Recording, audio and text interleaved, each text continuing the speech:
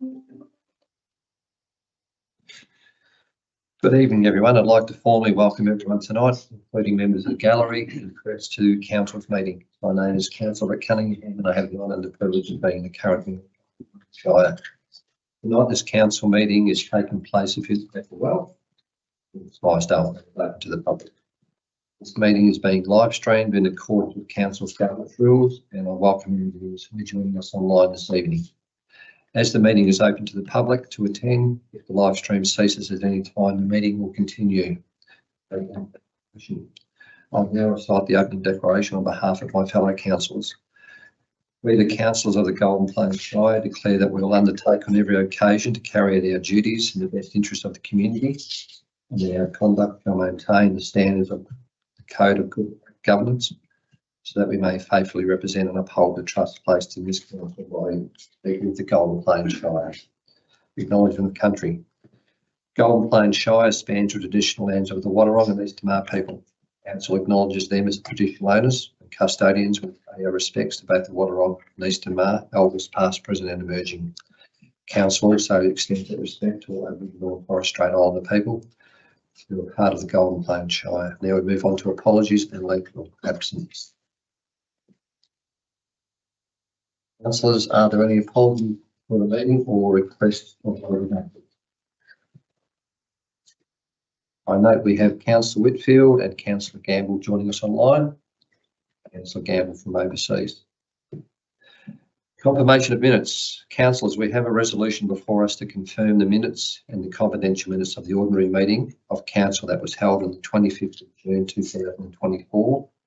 In the confidential minutes of the unscheduled meeting of council that was held on the 16th of July 2024 as circulated. Can I please ask for a mover? Getson, thank you.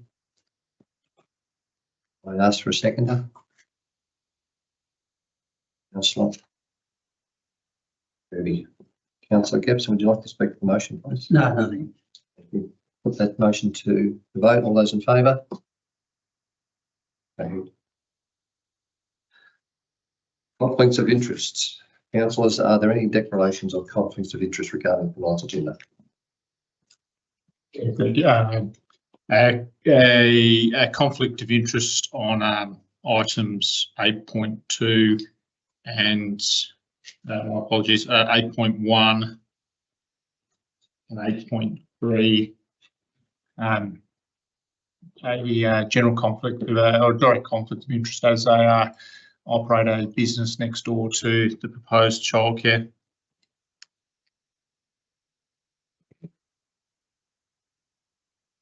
Well, question time. Public question time runs for 30 minutes prior to consideration of the formal agenda by the council. We consider questions received as notice from the public. I call each person who has submitted questions forward if they're in attendance, come up and speak. Please note that question time is not an opportunity to make general statements or enter into councillors or officers. We have questions from Des Feeling, if he's here tonight. Des Feeling, come on.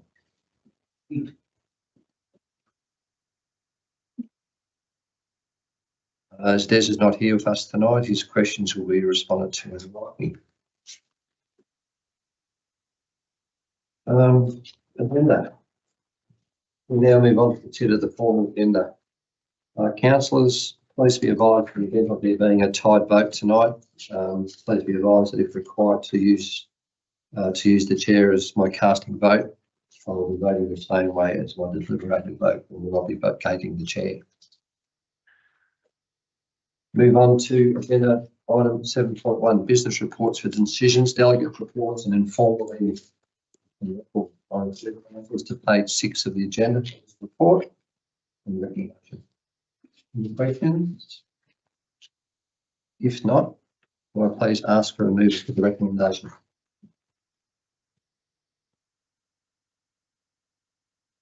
Councillor Kirby.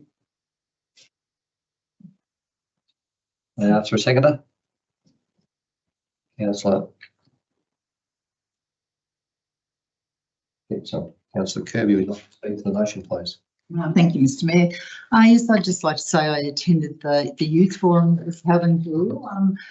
It was a great day, a great bunch of young adults who were there, and they were really pleased to hear from myself and the Mayor on why we got into council and what we're achieving. And I think we're going to have some great people who might want to step up in the future and be part of council. So whether they're a councillor or maybe working in the council offices. Thank you, Mr. Mayor. Councillor Gibson would like to speak to the motion. For me, to report, Mr. Mayor, fairly quiet month. Busy at work, of course, whatever, and in time when you retire, of course. Next month could be a little bit different, though. Just happy to second that. Thanks, Councillor Gibson. Any other councillors wishing to speak to the motion?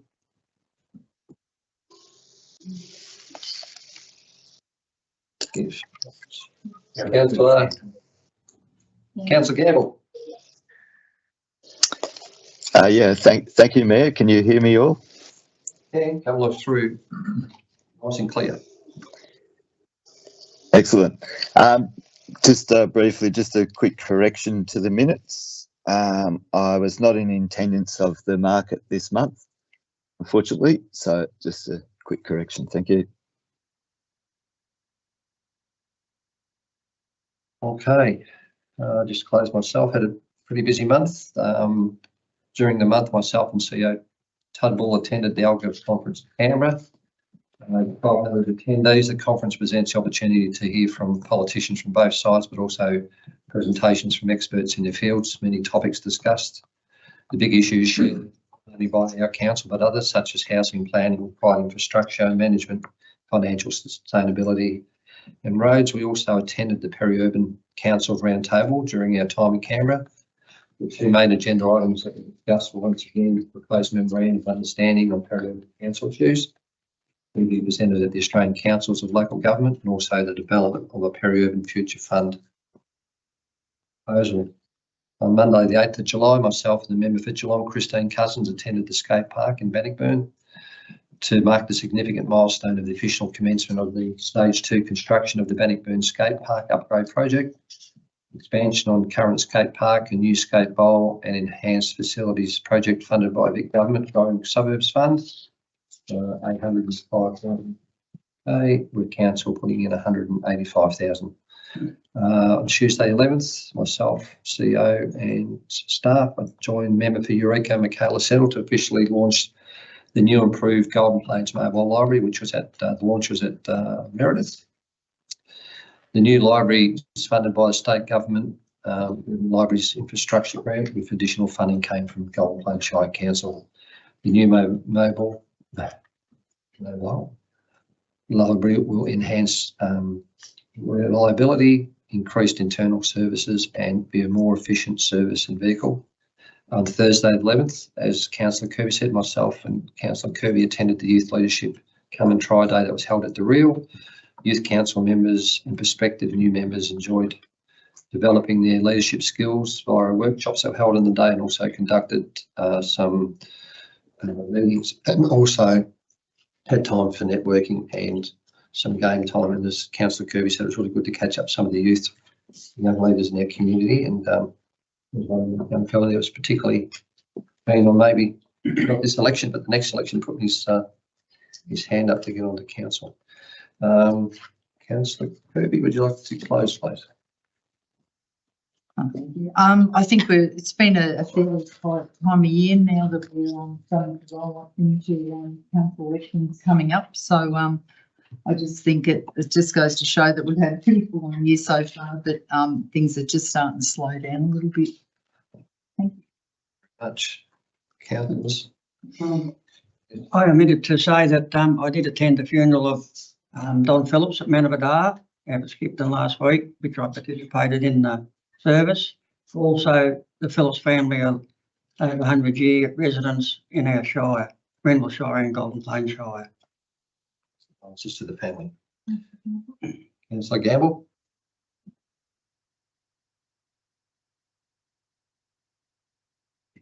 So apologies if I've got the hand still up. I'll take it down.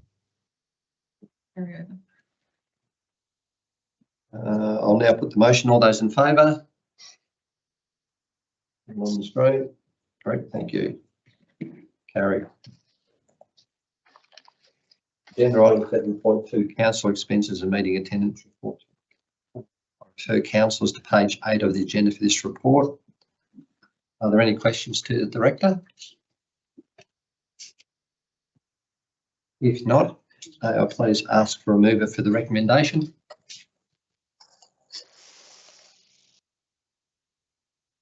Kirby. Please ask for a seconder to the motion.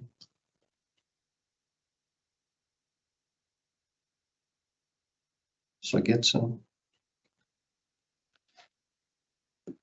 Councillor Kirby, you'd like to speak to the motion, please? Thank you, Mr. Mayor. Yes, just like to say that at the moment we're going pretty well. We haven't overspent, or we're only spent 32.97% of our actual funds. Yeah.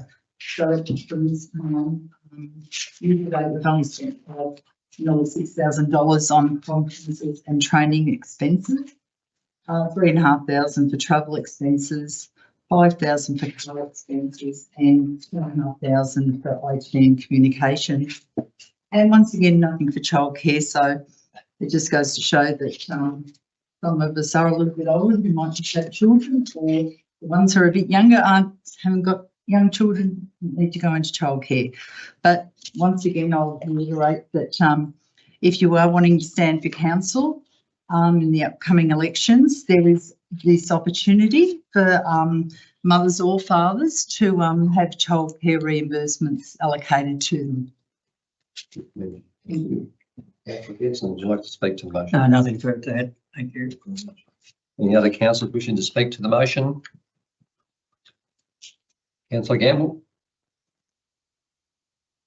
Thank you, Mayor. Yeah, just to note that I didn't get my expense claims in time, but I'm prepared to wear that for the benefit of the community. Thank you.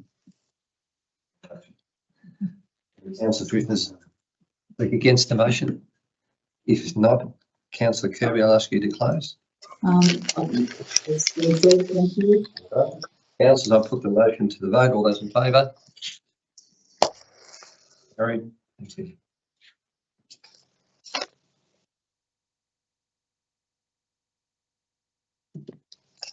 Agenda item 7.3, library business model. Councillors, I refer you to page 11 of the agenda of this report. Take the report to be read and recommendation. Are there any questions to the director? Councillor Rowe. Question. This is on item 7.3. Yeah, just got one question. Page 11 of the Yeah, agenda. thank you. The author here is the Director of Corporate Services. Is that correct, or should it, why is this report sort of not being presented by the Director of Community Planning and Growth? Can I just ask that question, please? Through you, Chair. Thank you, Councillor Rowe. So with the transition in arrangements for the particular director role, I was temporarily appointed to look after the part of the portfolio that looks after the library services. And as it was now changed to Emma next to me, but because of the nature of the work that's going on with the transition to the new enterprise business model and the other council executive members on the committee, they've asked and we've agreed that I stay for that period to provide sort of that finance and governance lens to a executive that is more in the community and planning growth space to provide a bit more diversity. So I'll look after it for the next little while as they start the work again to move to the enterprise business model. And you'll transition out? No worries, just thought I'd ask that question. Councillors, can I please have a mover for the recommendation? Councillor Waggie. May I ask for a seconder for the motion? Councillor Rowe. Thank you very much. Councillor Sharkey, would like to speak to the motion, please. Yeah, thank you very much. This one is largely straightforward, although there's a significant amount of work involved in this, and this is one of the scars, so to speak, of the Local Government Act and the requirement that's put upon us from GRLC's point of view. So that we are noting here that the Local Government Act requires regional library corporations to make this transition to the new enterprise model by 30 of June 2031. We're also noting there that the Geelong Library Corporation at its February board meeting endorsed a company limited by guarantee as its preferred future enterprise model in order to enable project scoping, transition planning and costing in preparation for member council decisions. So a decision of the board back then was appreciating that we had till 2031 to make the transition. The board did decide that whilst we must make this change, that it's a good time to do it early, and we'll also give the opportunity for the Geelong Regional Library Corporation to do a significant amount of sort of housekeeping and review of policies and that, whilst also doing this. So point 3 is also making a request there that the GRLC prepares a transition report for future consideration by the Geelong Regional Library Corporation member councils at a future council meeting. And that will set out future governance arrangements and indicate cost impacts for member councils for delivery of library services under the new enterprise model, and seeks formal approval to transition to the new enterprise model.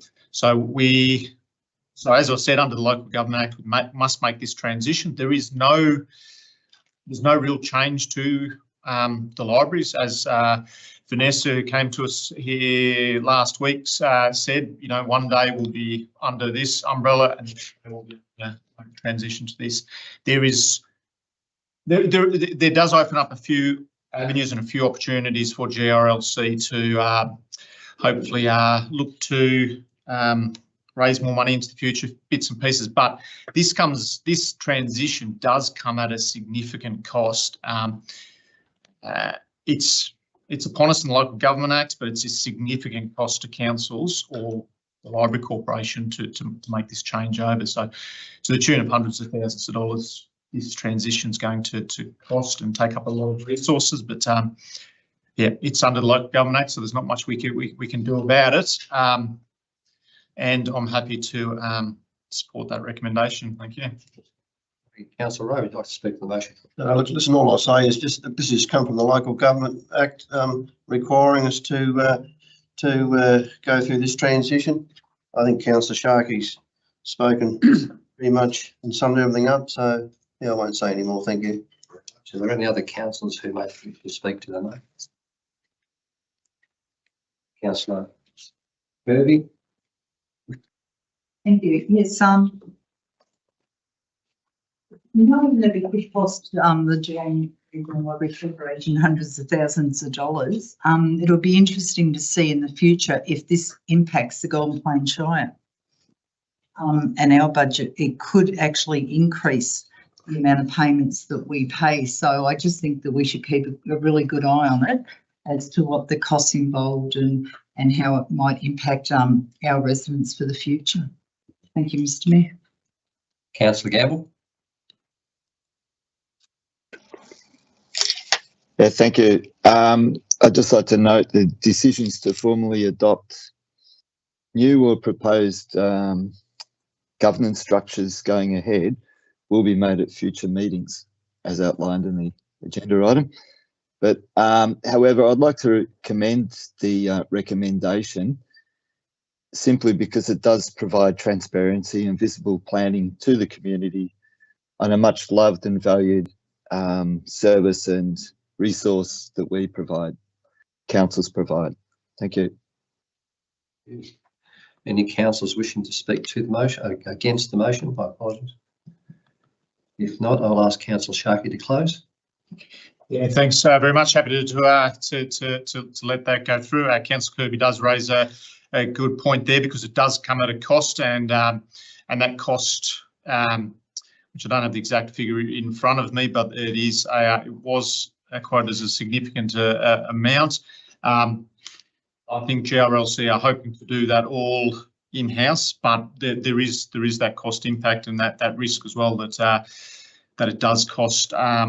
Ultimately, will cost us, our ratepayers, something, and whether that's a reduction in services through GRLC or whatever models they come up to, it is does come at a cost. There's no huge change, and as Councillor Gamble says, libraries do a fantastic role and job for our communities.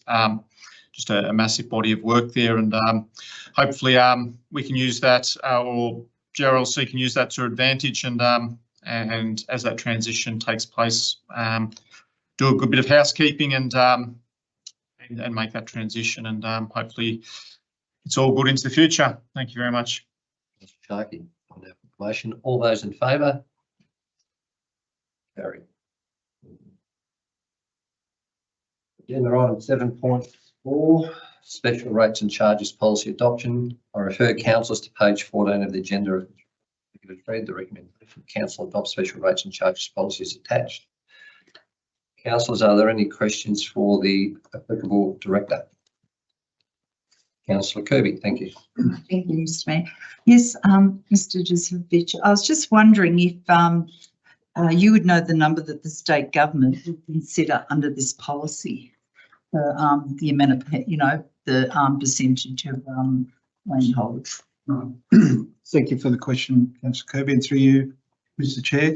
The local government sets the minimum requirements for council to be able to declare a special rate and charge, and there's two thresholds when it comes to community support.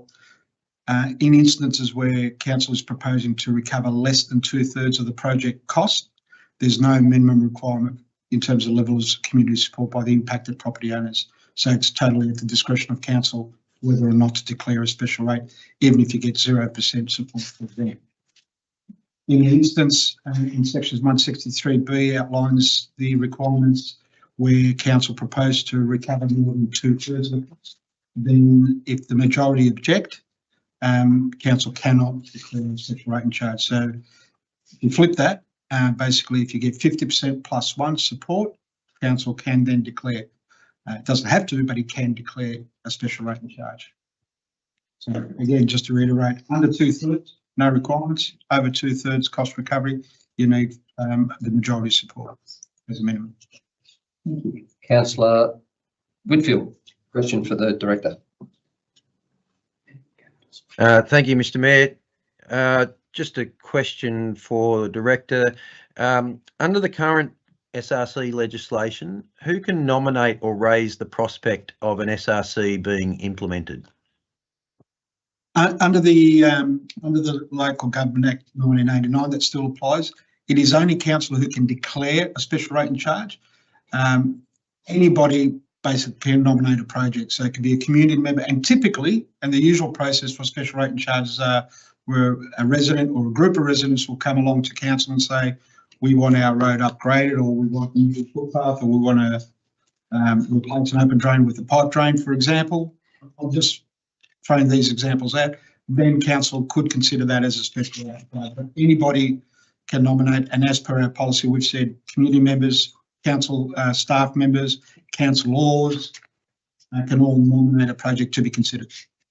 Thank you. Unfortunately, only council can declare a special rate and charge. Thank you. I had a question from Councillor Gamble to the director. Thanks, Councillor Gamble.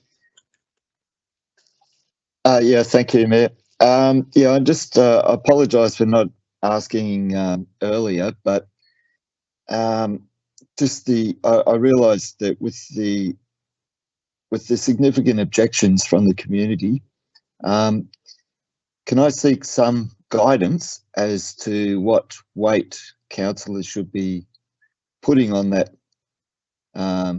overwhelming rate of objections from the community? Yeah, well, we can try. Thanks, Councillor Gamble, and through you, Mayor. So clearly there were a large number. So I guess from a council perspective, a lot of the community are interested in this and maybe didn't fully understand what we're trying to achieve as a council, which is on us. And I think we mentioned it in the report, Councillor Gamble, about our frequently asked questions, our engagement to actually explain how a special rates and charge policy does work and can work. Maybe wasn't as good as it could have been. I take full responsibility for that. So we have spoken about putting FAQs on the website. And then, of course, at the end of the day, council is the one who determines, regardless of who puts it up, whatever the weight of the project is, it comes to this council and this council determines, even with the policy, which is slightly more rigorous than what the legislation is, council still has the final determination. So you'll take that weight as you normally would on, but it's a significant number. So the community were well engaged on it. Thank you. Thank you. Any other questions? If not, I'll, do I have a move to the recommendation? I'll move an alternative, and that is do not adopt special rates and charges policy. That's the recommendation. Thank you. I have a seconder for that motion. Councillor Whitfield and Councillor Gamble, did you hear that alternative motion? If you yes, wouldn't mind thanks. repeating it, please. All right. Yep. I just like to move an alternative recommendation to the one that's there, and what I'm saying is we do not adopt the special rates and charges policy at this stage. Could I just ask a point of clarity there, please, Mr. Mayor? How is that different to voting against the current recommendation?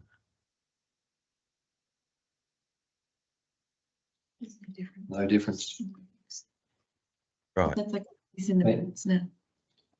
But what, sorry, if I may, what it does do, so the recommendation is now gone once a motion is put. So it's not an alternate recommendation. It's actually a motion that Councillor Rose put forward. And if someone seconds it, then that is the start of the decision-making process of council. Do we have a seconder for Councillor Rose alternative motion? Councillor Sharkey, did you have? No, if there was no one else, I was happy to put forward an alternative recommendation. Councillor Well, Gibson? Yep, that's okay. Councillor Rowe, would you like to speak to your alternative motion? Thanks very much, Mr. Mayor. First of all, I don't agree with a special rates and charges policy, and haven't since it was first brought to us by the previous CEO. This new rates and charges allows the council to charge ratepayers additional charges to complete some infrastructure. As far as I'm concerned, it's very unfair and would be costly to our ratepayers. Annual rates should be used to cover the cost of these works, and council needs to budget better for such. This is just another way to extract extra monies from our already struggling ratepayers. Furthermore, what I'm about to say to you, councillors, is extremely important. A lot of home borrowers have been moving in increasing numbers to alter home loan settings and switch to interest-only payments to cope with the cost of living. As inflation has risen and remained stubbornly high in recent years, the Reserve Bank imposed 13 interest rate hikes beginning in May 2022. The results have seen households with average loan sizes enduring mortgage repayment increases of about $21,000 a year in Australia. Market forecasters have estimated the likelihood of another interest rate rise this year is now close to 50%. Furthermore, if inflation does not hit reverse in the next fortnight, the central bank's decision at its August 5th to 6th meeting could well push borrowers into even deeper hardship. With this and the cost of the living crisis have pushed many families to the edge in our shire. We had 211 submissions to this policy implementation, and near on 100% have objected. We have to listen to our ratepayers and residents. Thank you. Councillor Gibson. I think Councillor Rose summed up beautifully. Also, as well, is correct, yes, people won't be able to afford to live the way it's going with the extra cost of fuel. We've got that tax now from the state government, $487 or whatever it is. So they just, you just can't survive. And up in the North of Shire here, I know we're more rural and a lot of people are doing it very tough. And there's no social housing or anything supplied, and they're battling to live. Thanks, Mr. Mayor. Councillor Gibson. The other councillors wish to speak to the alternative motion? Councillor Whitfield. Thank you, Mr. Mayor. Firstly, I'll talk about the positives about this policy. The intent of this policy is to provide an avenue to deliver infrastructure upgrades earlier than might normally be possible. It also reduces the angst where ratepayers are funding works that they never use, that they're unlikely to receive any benefit from. This particular policy would require the support of 60% of beneficiaries to go ahead. Without a council adopted policy, the current legislation allows for an SRC to be implemented with only 50% plus one of the beneficiaries agreeing to the scheme, which is sufficient to enact an SRC. It was interesting that in the Loop, which is the council internal newsletter this week, is a report on our spending inside and outside of the Shire. That report surmises that the drop in visitor spending of 8.8% and the drop in our residents' spending in other shires is due to pockets tightening and non-essential travel being reduced. This report also talks about a slowing economy and the potential for interest rate rises and low unemployment. And I must say well done to Councillor Rowe doing his homework on those interest rates and things. We heard through the objections to this policy that the cost of living pressures are affecting people's capacity to pay. One of the reasons we have had to approach council's own budget with restraint is the cost shifting from federal and state governments to local governments. I see this policy as opening the doors to cost shifting of our own. The objectors to this policy have valid points when they say we pay enough rates as it is. The policy allows for councillors, council staff and the community to instigate the SRC process. There is likely to be circumstances where the community haven't asked for an SRC, but the process for one begins anyway. Also, the 60% that agree to an SRC will commit the 40% that don't want the works to an extra payment contribution that they may not be able to afford. I'm thinking of pensioners and those that are just making ends meet.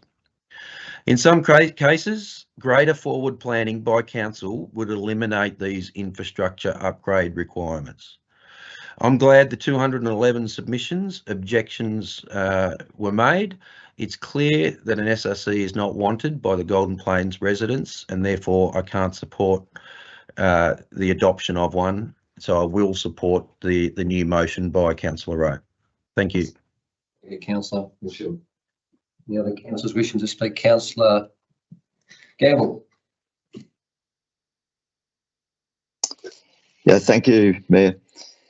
Yeah, I acknowledge that I believe despite what I asked before, I believe the consultation process was satisfactory, and I noted the acknowledgement that perhaps more could have been done at the bottom of page 17 on the agenda, which is fair enough. But overall, I think the consultation process was satisfactory, and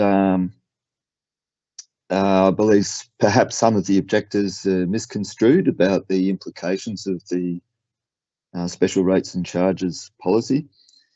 The projects, for any of them to go ahead, they do need a clear majority of over 60%. And I did, going back, I raised concerns about the arrangements that could be made for those who may struggle to pay. And I was generally satisfied with the response and the proposed arrangements to look after people.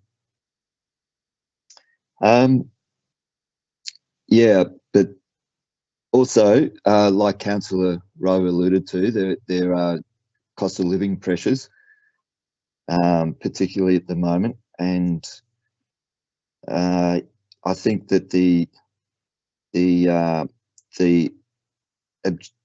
sheer volume of the objections makes it difficult to go ahead with this policy at the moment. And but it would be worth revisiting. I think it is a worthwhile policy that in some cases would clearly benefit those in the community that may be waiting 10 years or over to see benefits that they'd be prepared to chip in a bit with to have realised for their particular local environment. Okay, thank you.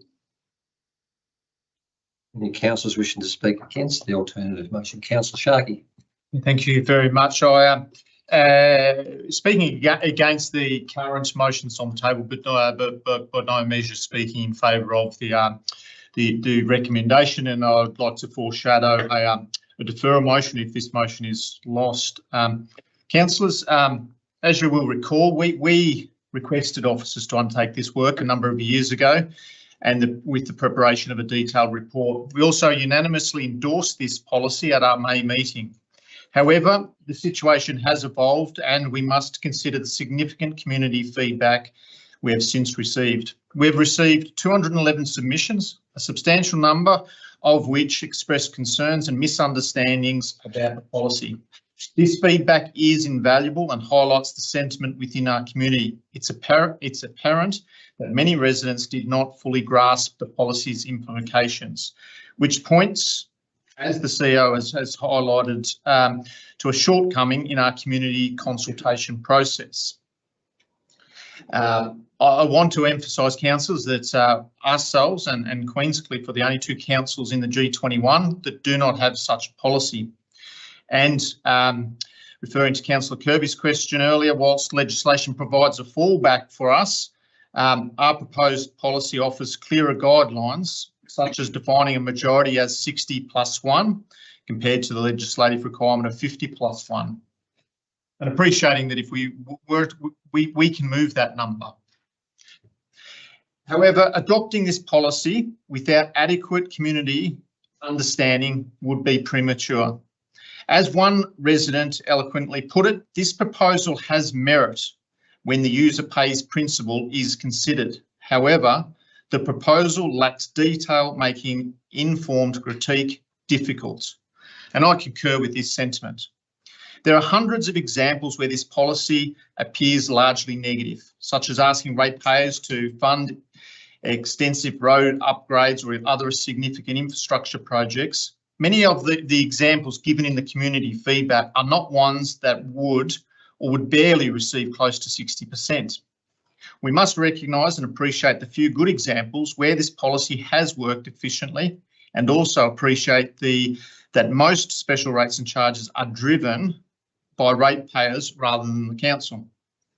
For instance, our neighbouring council recently adopted a special rates and charges scheme where many businesses came together and requested council to implement a marketing initiative that directly benefited them.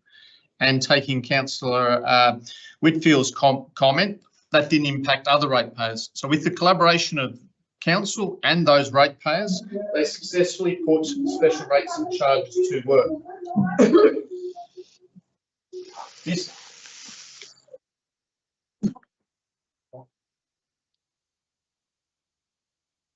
This illustrates that with the right examples and support, such policy can be beneficial. However, of the hundreds of examples provided by our community, most will not gain the necessary support from local ratepayers or the council. Therefore, let us focus on those initiatives that enjoy widespread support and are beneficial to the majority. Councillors, our goal should not be to discard this policy, but to refine it through better community consultation. Let's take the necessary time to engage our residents more efficiently, ensuring they fully understand the policy and can provide informed feedback. I propose we defer this decision, allowing the new council to revisit it with a more detailed and comprehensive proposal. In conclusion, councillors, let's commit to a thorough and transparent process that respects our community's voice. By doing so, we uphold our duty to make informed and balanced decisions. And I would like to support the deferral of this policy, focus on enhancing our consultation efforts. Councillor Sharkey. Councillor Rowe, would you like to close? No. Yeah. Oh, sorry. Is there anyone, Sorry. Sorry. is there anyone else who'd like to speak? Speak against. No, speak. Speak to. No, I think we've covered everyone. Gavin? Gavin did, yeah. Councillor Rowe. Yes, I will. Yeah. Sorry. Speak to. Not sure yet. Is that the I'm just, I'm in two minds. I can see the good side of this, where we, as a council, we have, we need 60 plus 1% to go forward with the project. Under the Act, council can do it, but it's only 50%. We are going through hard times, and I get it that people just think that it's a cash grab for money to do projects, to fix their roads, to fix drainage problems. Us as a council should have some really good policies in place for our asset management to look after this for the future. We did, when you go through the submissions, and I read all of them, and we see, you know, one of the ones that stands out to me is that we put a municipal charge in place 15, 16 years ago. I can't remember the exact date. That municipal charge was to help council. And I think when we look at it now, that money needs to probably go back into being redirected into some of these programs and making upgrades for our residents, especially if they're in dire need of, you know, gutters, or, you know, it might not be so much a road, but it might be the infrastructure that that wasn't built. And we must remember, we live in a rural shire.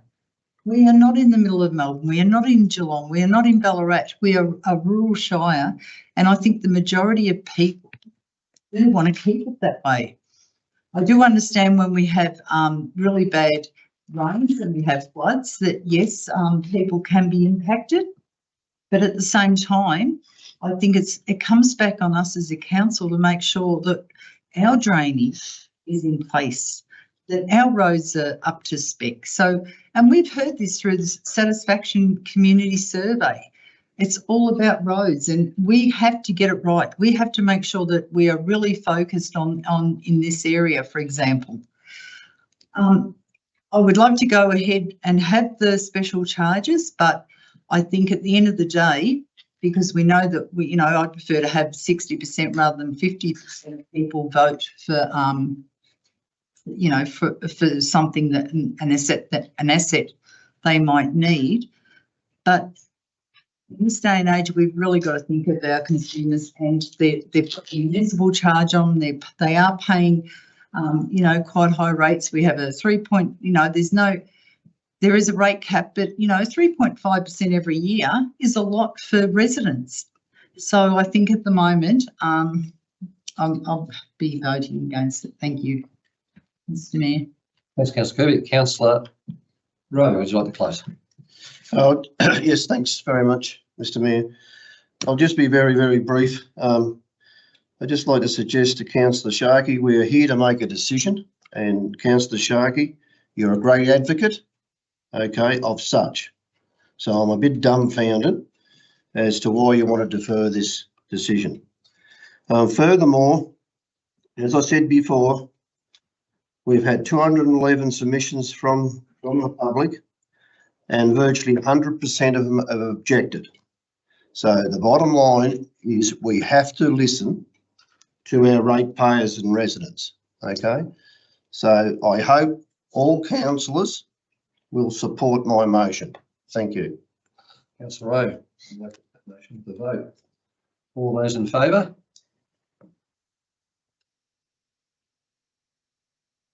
Those against? Councillor Sharkey. Division, Division. Those in favour? Councillor change things. Councillor Rowe, Councillor Cunningham, Councillor Kirby, Councillor Getson, Councillor Whitfield, Councillor Gamble. Those against? Sorry. Count four. 4. Councillor Councillor Sharkey. Okay. So I did change things. Did. Yeah, I knew it. Thank you. Very good. Agenda item 7.5, awarding of tender environmental health services. I'll refer councillors to page 20 of the appendix report and take it as read. The recommendation is, are there any questions to Director Williams?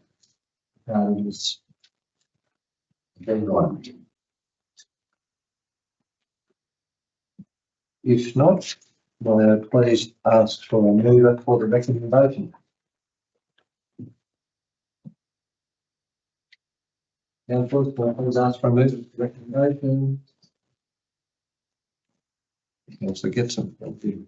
And Councillor Whitfield. Councillor Getson, would you like to speak to the motion, please? Just briefly, Mr Mayor, only one contractor, Curnow Environmental Health Services. It is the 3-year term, and it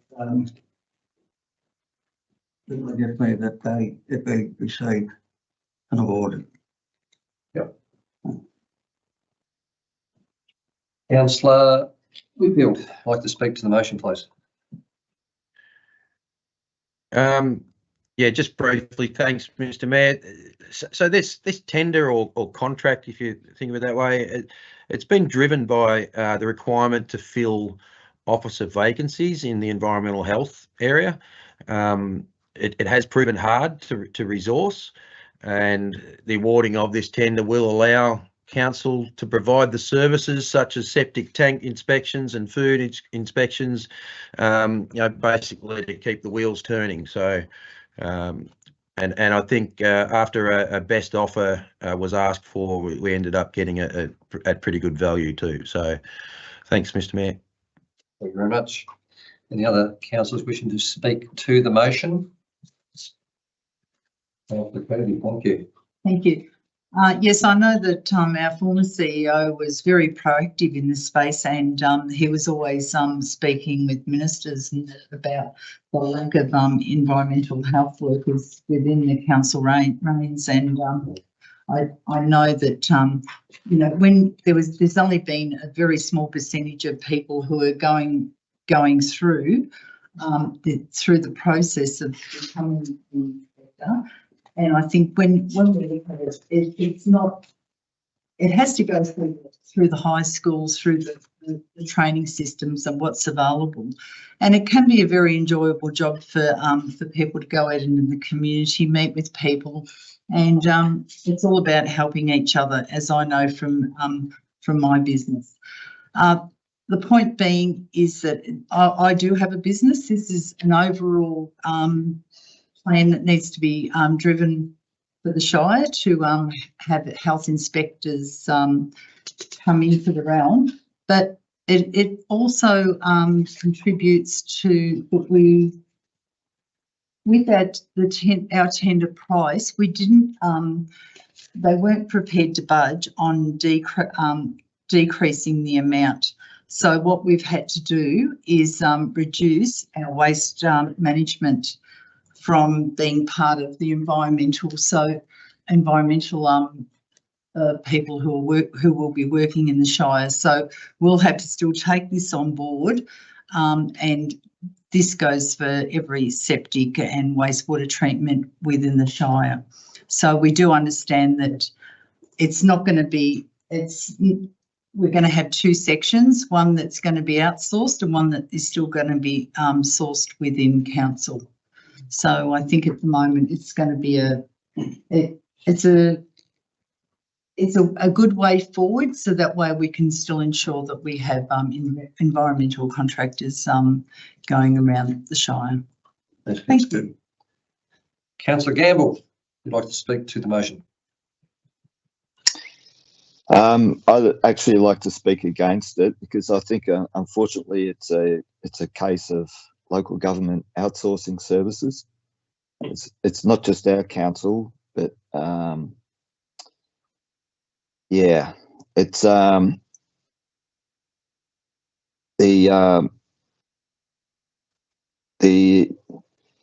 think it's a case of going for savings and accounting constraints, like getting off the books.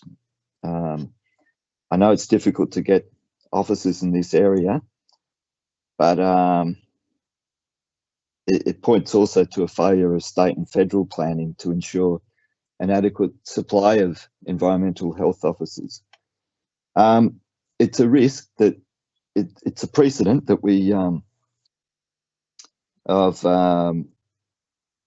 of potentially having bad outcomes, because we know a lot of these outsourcing of services have indeed had bad outcomes.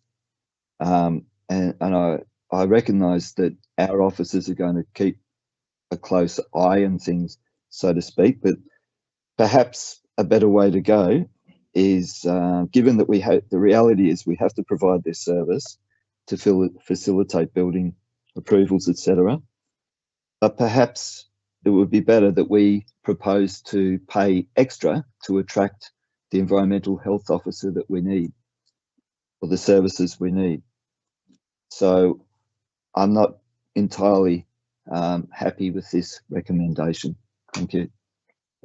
Any other councillors wishing to speak against the recommendation? Councillors wishing to speak for the recommendation? Councillor Sharkey, thank you. Yeah, thank you very much.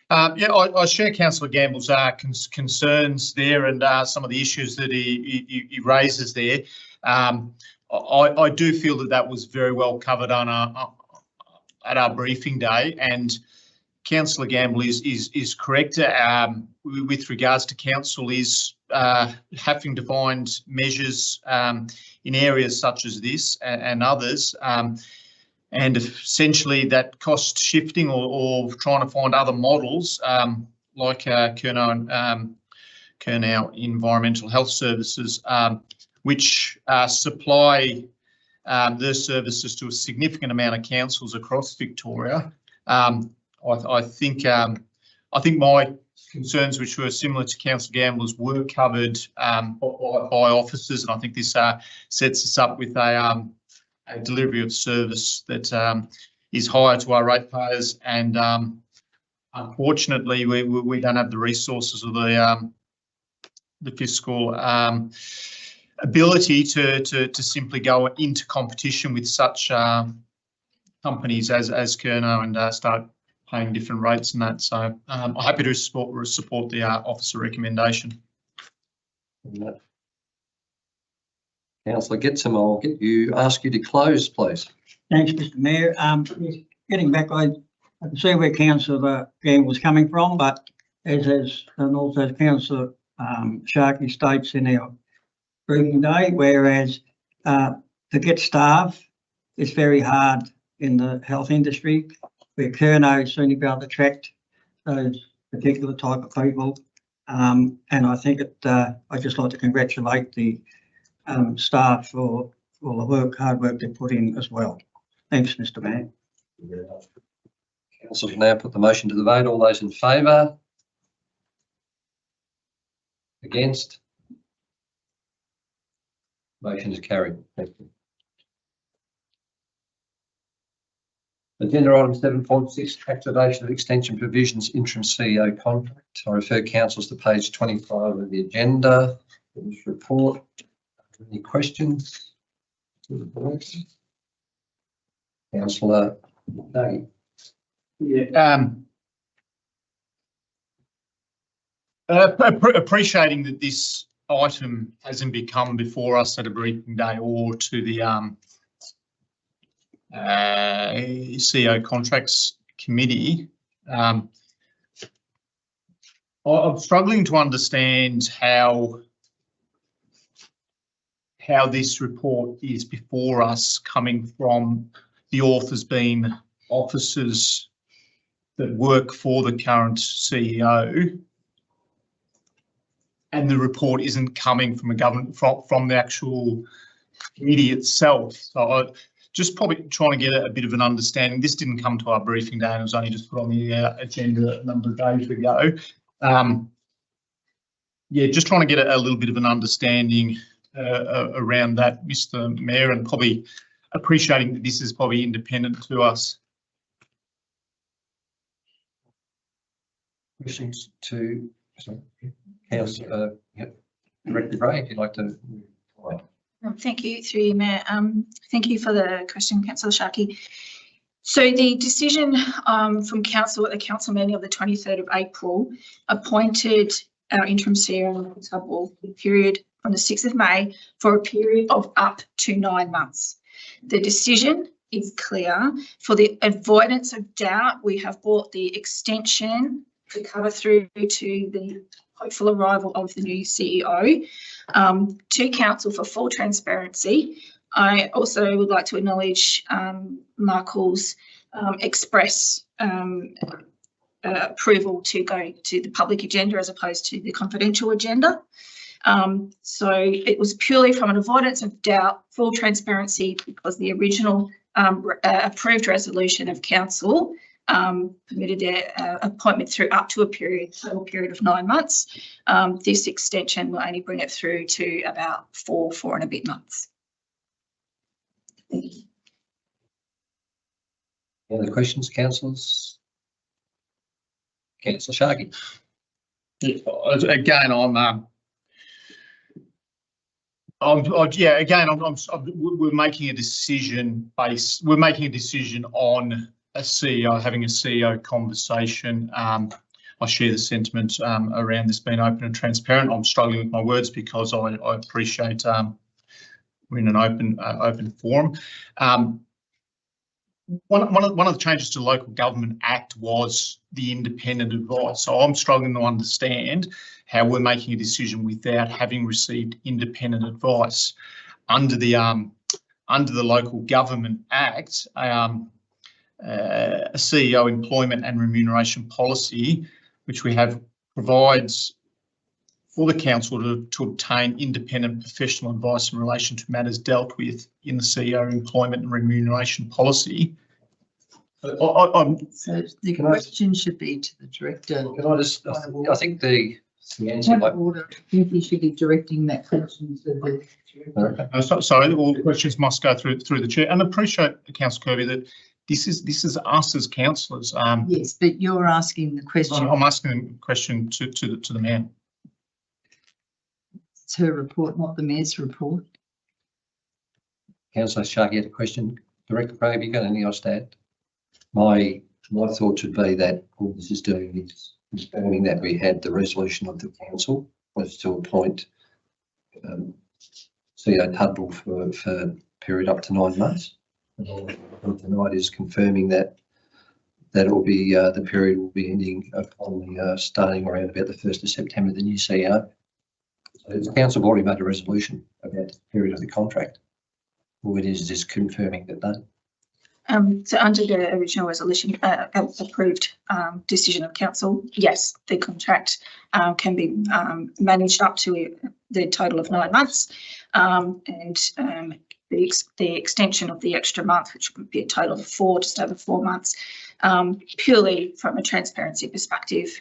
Under that original approval, the mayor could enter into that extension without bringing it here. But once again, transparency, we'll bring it here so that there's full knowledge to the community and the council group of exactly what's happening. Any more questions to the director? Not, can I please ask for a mover for the recommendation? Councillor Kirby. May I please ask for a seconder? May I ask for a seconder, councillors, please? Councillor Gamble, Councillor Kirby would like to speak to the motion, please. Oh, thank you. I think with our conversation, it has said it all, that this was voted on in April, and our acting CEO is in the report. has been doing a great job within council, and I think that we'd be silly not to keep appointing him up until the appointment of the new CEO in early September. Think of the date. Thank you. Councillor Gamble, would you like to speak to the motion, please? Just to also concur that I support and have confidence in CEO Michael Tudbull as interim. We're fortunate to have his services at the time, and I think we need to acknowledge we went through a period of great risk and instability, and the CEO feels they can no longer continue. I'm alluding to CEO Brassers in his role with insufficient positivity and respect from some on council, and there was behaviour that is exposed, and this resulted in the situation that exposed our council, Golden Plains Shire, to significant costs and great risks. So thank you, CEO Tudbull, for stepping in and helping us out and doing a great job as far as I'm concerned. Thank you. Thank you, Councillor Gamble. Any other councillors wish to speak to the motion? Councillor Whitfield, thank you. Thanks, Mr. Mayor. Look, when I saw this report in the agenda, the main query that came to mind was what's the other options? If CEO Tudbull was to finish up at his original date, then that leaves us appointing an acting CEO for a period of weeks, and it potentially puts a handover to our preferred CEO. Well, I'm sure they're all very good at handovers, but it just adds an element of Chinese whispers, whereas Mike's been doing a lot of work, and I'd like actually him to be the one to do the handover. So happy for the extension. Thank you. Any councillors wishing to speak against the motion? Councillor Sharkey. Thank you very much. Firstly, I want to express my gratitude to the current interim CEO for consenting to have the confidential conditions of this report removed. Transparency is crucial, and I appreciate this gesture. However, I must express my disappointment that this report wasn't presented to the CEO Recruitment Committee, and as I've said, I struggle to understand why this report comes to us from internal officers with a recommendation, appreciating that the interim CEO is the boss. This, in my opinion, should have been a blank recommendation for us to put in there. We as a group of councillors appoint only one staff member, and that is the CEO. Employees of the CEO, in my opinion, should not be giving recommendations to us. While I understand the necessity of employing an interim CEO during our search for new permanent CEO, my understanding from our special council meeting last week is that we have decided to appoint a new CEO, and based on this report, it appears the new CEO will be starting after the 1st of September. Councillors, the straightforward decision here is to extend the interim CEO's contract for this period. However, I believe we should have a strategic discussion as a council around using this extension period to empower some of our current and long-standing staff members. If we were not to extend the interim CEO role, we could provide an opportunity for existing staff to step up. A director could take on the CEO role temporarily, and a manager could step up into a director's role. This would allow our staff to gain invaluable experience and a new perspective on our organisation's operations. Having just concluded the CEO recruitment process, we can truly appreciate that many candidates are not given adequate opportunities for professional development in local government. This period of 3 to 4 weeks could serve as a crucial time for growth and development within our organisation. I also disagree with the suggestion by internal officers that if this recommendation isn't supported, it would impose potential instability on our council operations. If we as an organisation cannot support ourselves from within for a short period of time, then we have more serious issues that we should be addressing. Therefore, I won't be supporting the recommendation to extend the interim CEO's contract. This decision is not a reflection current interim CEO's performance, but rather a strategic move to enhance the capabilities and experience of our existing staff members. Please understand that this suggestion is made with the intention of strengthening the organisation and providing our dedicated employees with the opportunity they deserve. Thank you. Councillor Kirby, would you like to close? Thank you, Mr Mayor. Yes, I'd like to take on Councillor Whitfield's words.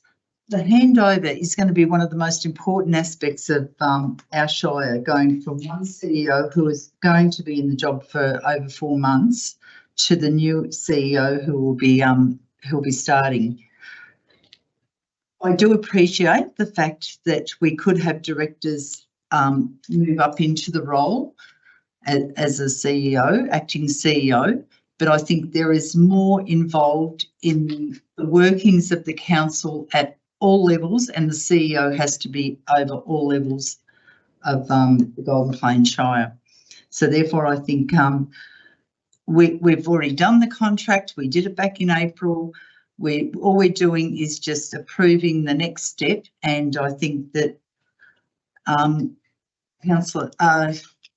Tudball is doing a great job. We've had no bad feedback from anyone from the staff, from any of the ratepayers. I think he's doing an excellent job, and I just think it would be great to see him continue to the end of the contract of when the new CEO starts. Thank you, Mr Mayor. Yeah, my opinion is CEO Tudball has been absolutely brilliant to work with, internally and externally, and they've been commended for the work that he's done in the period of time he's been here and continuity that he's given the organisation. I'll now put the motion to the vote. All those in favour? Against? I'll call for a division, thanks. All those in favour? Councillor Rowe, Cunningham, Kirby, Getson, Gamble, Whitfield. Those against? Councillor Sharkey, thank you. Notice of motion. Into item. Excuse me, Mr Mayor.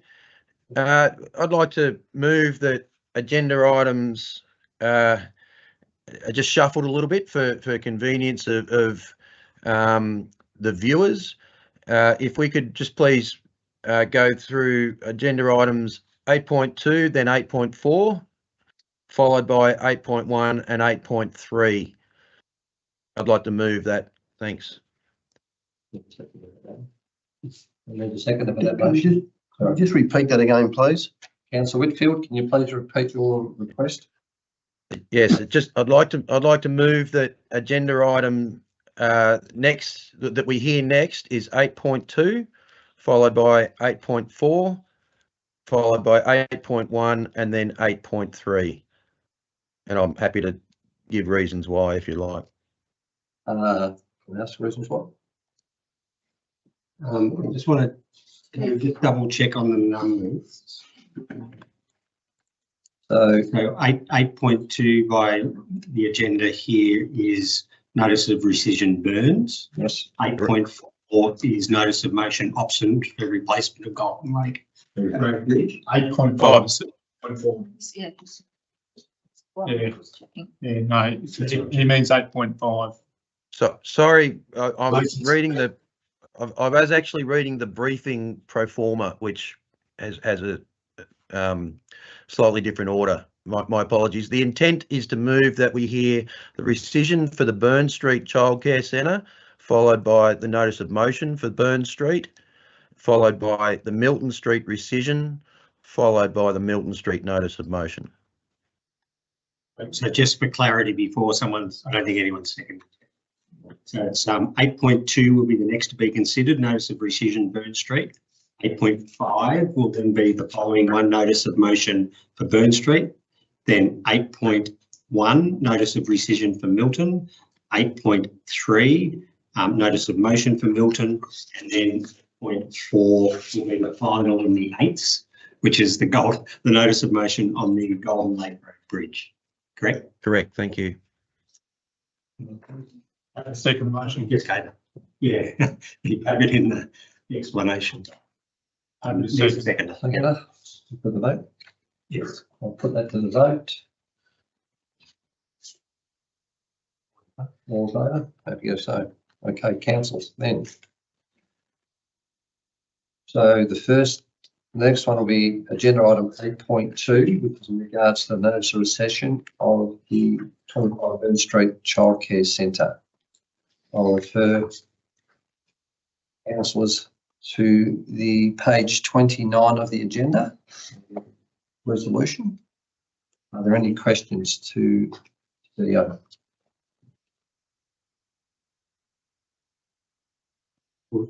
Good. If not, do I have a mover for this recommendation? This is my motion. Councillor Sharkey. Can I ask for a seconder, please? Second to Councillor Kirby. Councillor Sharkey, would you like to speak to the motion? Thank you very much, councillors. So we are referring to the rescission motion. This decision, councillors, was not made lightly, and it is important to acknowledge that many councils have never encountered a rescission motion. However, given the circumstances surrounding this application, I felt it is a necessary step. To provide some context, this application was initially submitted to council on the 22nd of February 2023, which is approximately 18 months ago. It was subsequently withdrawn on the 14th of September due to the officers indicating a lack of support, primarily due to insufficient on-site car parking and concerns around traffic. Following this, a second application was submitted in line with officers' recommendations regarding on-site parking on the 22nd of November 2023. Councillor Cunningham called this application in on the 1st of May 2024. Despite nearly 18 months of preparation by professional planners and our awareness of this item for about 3 months as councillors, no councillor had adequately prepared for the grounds of refusal. The applicant has invested a significant amount, quoted in the newspapers as $130,000 to date, and plans to invest millions of dollars into our shire. However, as a council, we have shown a lack of respect by arriving unprepared. I also want to address a governance concern. Whilst I appreciate that it is within our governance, I do not personally believe it reflects well on a council if a mayor calls an item, remains in the chair and then uses 2 votes for a determination against the advice of officers. This practice does not foster a transparent and fair decision-making process. Application that you were saying that I got advice from governance. So what's the point of order? Just clarification on that, against the advice of governance, because the governance information I got is I was quite within my rights in the process and policy to remain in the chair and to use my casting vote. That is the policy. Yeah, I'm not arguing the policy. I'm saying from my point of view. That's the policy. I follow the policy. Yeah, and I'll repeat what I said then. Whilst I appreciate that this is within governance, I personally do not believe it reflects well on a council if a mayor calls in an item, remains in the chair and then uses 2 votes for a determination against an officer recommendation. This practice does not foster a transparent or fair decision-making process. It is within our rights as councillors to refuse or not agree with officer recommendations. However, we must consider the consequences of our decisions. Our council has previously gone to VCAT on multiple occasions. We failed to make a decision on a boiler farm, which ultimately went to VCAT and resulted in favour of the officer recommendation. We also refused an application in Teesdale, which later was supported by VCAT. On each of these instances, it costs our ratepayers about $15,000 to go to VCAT. Given the size of our council and the importance we place on fiscal responsibility, these costs are significant. At our last council meeting, we embarrassed ourselves by being unprepared. Evidence when a notice of refusal after 18 months of consideration was given to councillors 5 minutes before the meeting. This notice was not requested by any councillors who called in this item, nor by any councillor. Councillors, let us show the respect that this application or any applicant deserves. Let us be prepared whether our decision is for approval or refusal. It is our duty to make informed decisions respecting both the applicants and our community. I hope this version efficiently conveys our message to the community. Thank you. Councillor Kirby, would you like to speak for the motion, please? Oh, thank you. Yes, we know that that the childcare centre is zoned in the correct manner for where it is being situated at. There is other businesses within walking distance as well of this business, and I realise that not everyone's going to be happy having a business across the road, but Bannockburn has expanded. It's in our planning policies. Sorry, the matter of the rescission. Yes. So We're this is what, discussing the planning application. Sorry, we're just discussing the. sorry. That's okay. Quite happy to have it happen. Anything further, councillor? No. Any councillors wishing to speak against the motion to rescind?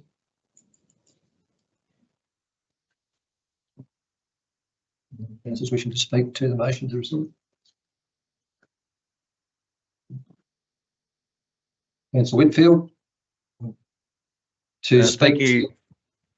Yes, thank you, Mr. Mayor. I'll speak in favour of the rescission.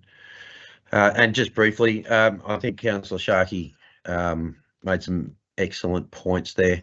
I too am supportive of the rescission. I believe the application, as it appeared to us at last month's meeting, meets the planning scheme.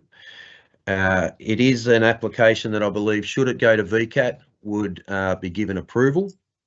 And Councillor Kirby said it's in the right zone, in the commercial zone. Jobs. Councillor Whitfield, at this stage we're discussing. That's okay. It was very confusing. We're only discussing the notice of rescission, not the actual going into details about the planning application. Yeah, but this is why I believed it should be rescinded. Advice? Okay. Okay. Yeah. Carry on. Thank you. Yes, just that approving this childcare centre enhances the livability of our shire and caters for the growth coming forward. Thank you. Councillor Gamble, I saw your hand up. Are you speaking to or against the motion to rescind? Thank you, Mayor. Yeah, I support the motion to rescind, basically because I believe it's in an appropriate location, not ideal. But as we know from going through these, it's pretty hard to get ideal locations just about anywhere for anything. Sorry, once again, Councillor Gamble, we just need to, with this, we're discussing the reasoning to rescind the notice of rescission. Okay, well, I've basically said that I believe it's an appropriate location, and I'll leave it at that. Thank you. Any other councillor wishing to speak for, speak against? Before I get Councillor Sharkey to close, I'll just make the comments that regarding the notice to rescind Burn Street, I personally believe the applicable resolution not to grant a planning permit for the use and development of a location for childcare centre was based not only on the applicable information provided to the councils, but also take into account the concerns, feedback from objectors and residents. Point of order, Mr. Mayor. This proposed development. This is just the rescission motion, not here to argue for or against. It's the rescission motion. I'll take on board. Regarding, you mentioned about the alternative motion only being received prior to commencement of the council.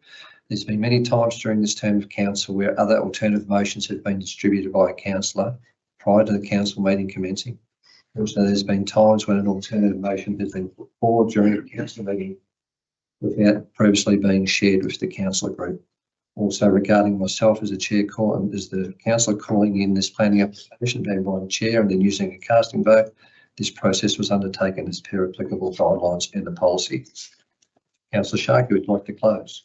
Yeah, thank you very very much. And I appreciate some of those comments, Mr. Mayor, with regards to, and we've had it here tonight, Councillor. I put forward a motion on a earlier item which no one had got there, and items such as that, from a governance point of view, I think we can all take them on the night. But I did put emphasis on the fact that the reason in which I called for this rescission is that we need to pay respect, and we don't want to send messages to investors and developers across the region that they shouldn't invest in our area because we're a council that are making decisions on the night and 5 minutes before. So with regards to a planning item, we've been advised many a times, and maybe we need to double down in the next induction process for the new council, but whether you are for or against an item, spend the time with the officers and they are more than happy to sit with you. I've this month alone spent a number of hours with officers discussing this planning item, and if we're here tonight to vote against this, I hope those that have done so have done and come here tonight more prepared than they did last month. So this is about being unprepared at the last meeting. As I said, I felt it was embarrassing. With regards to whether the mayor should be in the chair or not, I appreciate, as I said, Mr. Mayor, that is inside the governance rules. You are correct, but it is it's one that if you had the conversation down at the pub, 50% of the pub would be for and against. If I was in the chair, I'd step out. And I think that's too far. I think we shouldn't be going on about it. It is inside the governance rules, but I'm here and we do have our personal opinions. So I'm putting my personal opinion forward. Mine is different to the mayor, and I respect that. Be pretty vanilla council would be pretty boring. Thank you very much, Mr. Mayor. Motion to vote. All those in favour? All those against? Carried. Thank you. We now move forward to 8.5. Councillors and members of the chamber, please be advised that I foreshadow that I may be speaking to this motion before the speaker closes. Agenda item 8.5, notice of motion regarding 25 Burn Street. I refer council to page 32 of the agenda. Any questions? Councillor Rowe. Thanks very much, Mr. I just want to ask a question. I happened to take a drive down Pope Street and Burn Street, and then also down Sandhurst Court today. I just wanted to ask a question in relation to curb and channel construction and also footpath construction. Is the curb and channel construction and the footpath only being along the existing block alignment or not, or is it going to be further than that?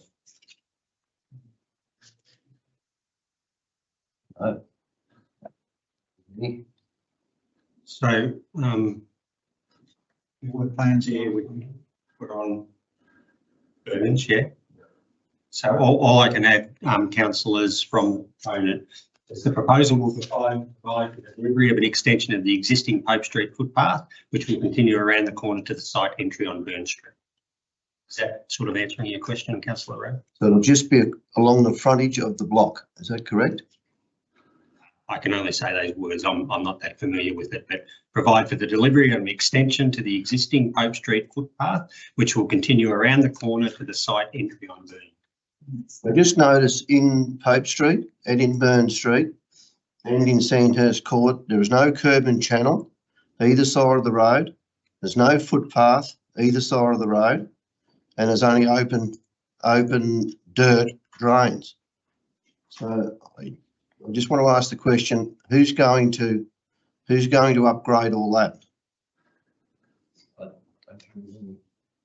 As far as I'm aware, you couldn't allocate that as a condition on one development to do a whole street, curb and channel and footpaths.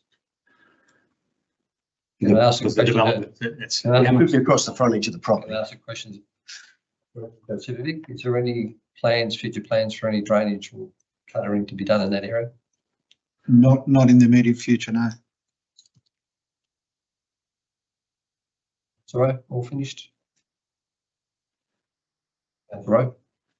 Yeah, at this stage, I'll say some, I'll say some more later, that's all. Yeah. At this stage, it's the only question I had. I was just in relation to, the footpath and the curb and channel. That was all. Okay, move it to the recommendation, please. Happy to move Mr. by. Sorry, excuse me, Mr. Mayor, I had a question as well. Yes, if you can, certainly. Thank you. I just, as part of the motion, it talks about an LATM. I think it's a local area traffic management report or plan. If we could just have an expansion on what that entails, please. I'm not happy to answer that. so, So to my notice of motion? Yeah. My notice of motion. you know, question councillors. We need information. The question have to be answered by Director Jovicic.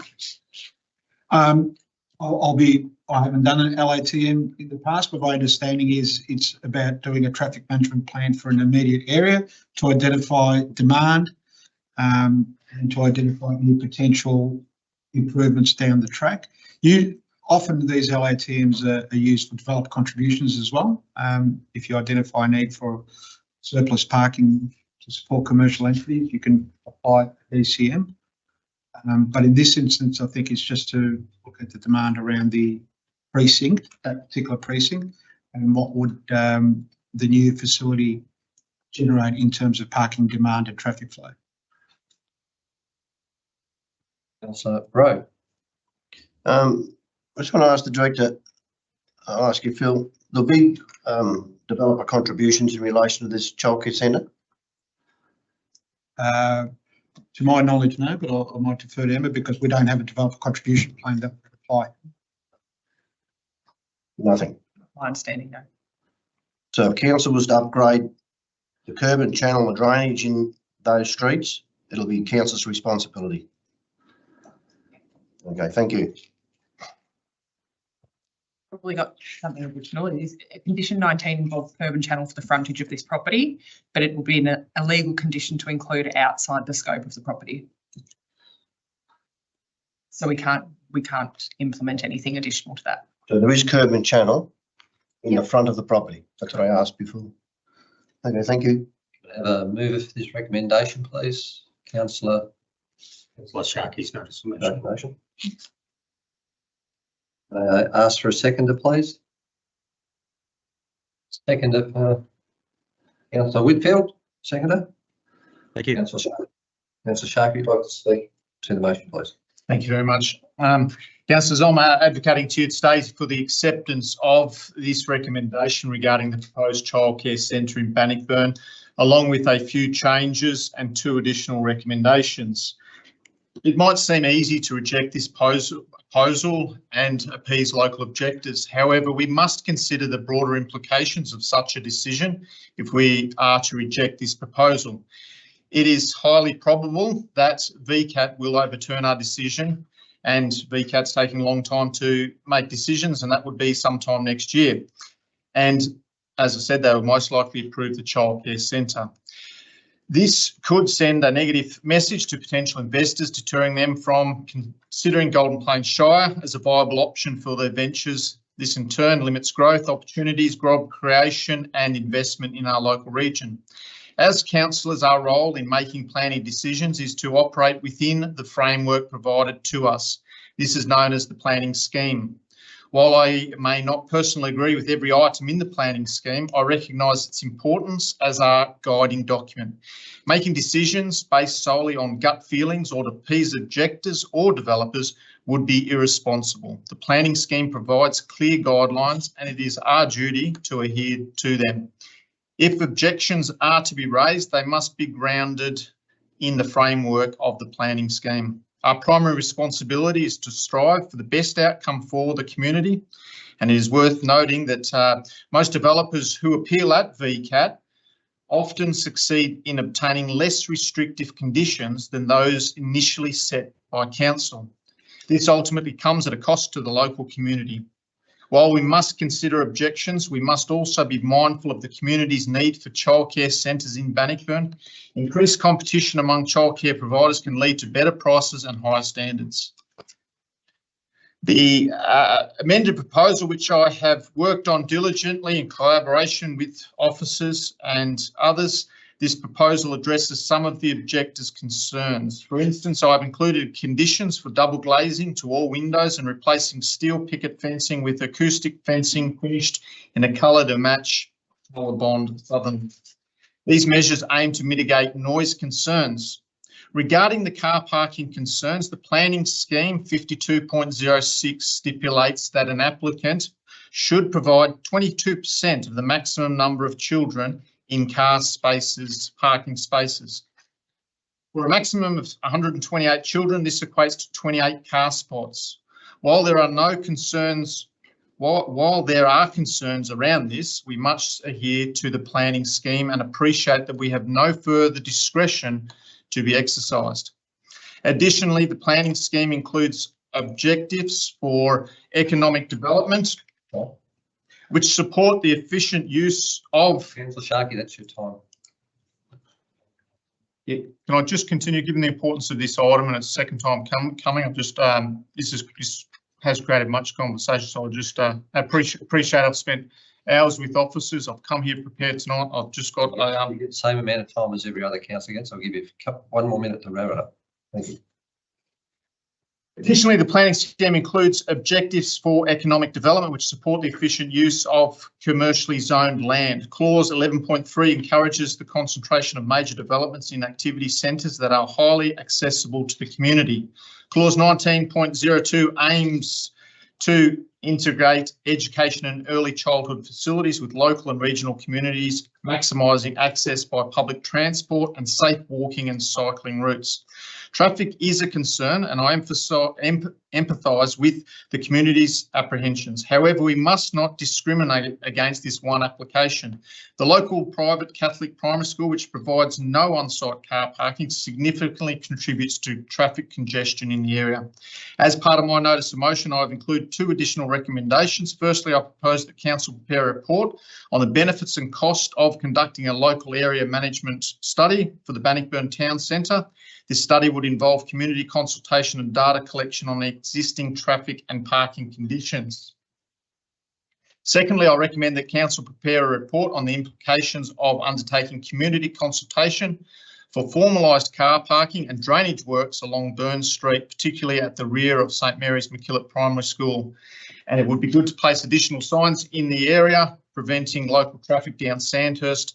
And it would be good to see the school playing an active role in reducing car traffic in the area. Perhaps we could write to the school asking them to encourage staff with car parking further away. Thank you, Councillor Sharkey. Yeah. Councillor Whitfield, would you like to speak to the motion, please? Thank you, Mr Mayor. Very nicely prepared for there, Councillor Sharkey. This application is in a commercial zone. The recommendations or the additional conditions in Councillor Sharkey's motion there of the acoustic fencing, the double glazed windows, they only make the application stronger. The calling for a traffic management report will advise council on the best measures to mitigate traffic issues, and the consultation and report on formalised parking will also ensure every avenue is addressed.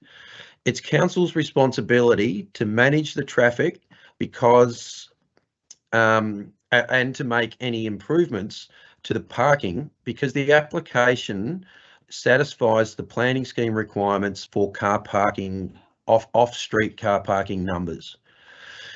I won't repeat all what was said during the rescission and what Councillor Sharkey said, but basically to plan for growth that is coming to Bannockburn, childcare centres are a necessity.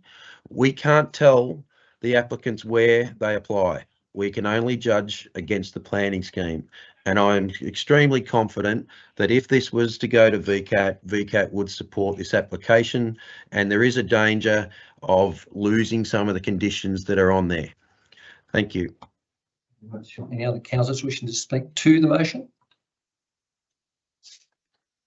Any councillors wishing to speak against the motion? Okay, sorry. Councillor Gamble, sorry, I didn't see you there. You wish to speak to the motion? Yeah, thanks, Mayor. Yeah, I just put my hand up, wishing to speak to it. I accept Councillor Sharkey's extra recommendations there, and I believe this proposal does provide net community benefits. It's nearby the school access and convenience for parents. Also, school bus stops and drop-offs on High Street. It's not just little children, they'll probably be part of being cared for by their parents and guardians in the mornings and later. So, as I said, I think it is an appropriate location, and I agree with Councillor Whitfield in his assessment that it would be hard to defend in VCAT, and we might be fighting a losing cause there on this one. The proposal does provide walkability to that school precinct as well. It's also, I imagine in the future we could potentially see a roundabout at Pope Street, which would definitely help with traffic movements in that area, and perhaps even an additional service road southwest of Pope Street, but that's for future consideration. So I think it's pretty important that we recognise that when we talk about net community benefit, that there will be a lot of people in our community that will benefit from this.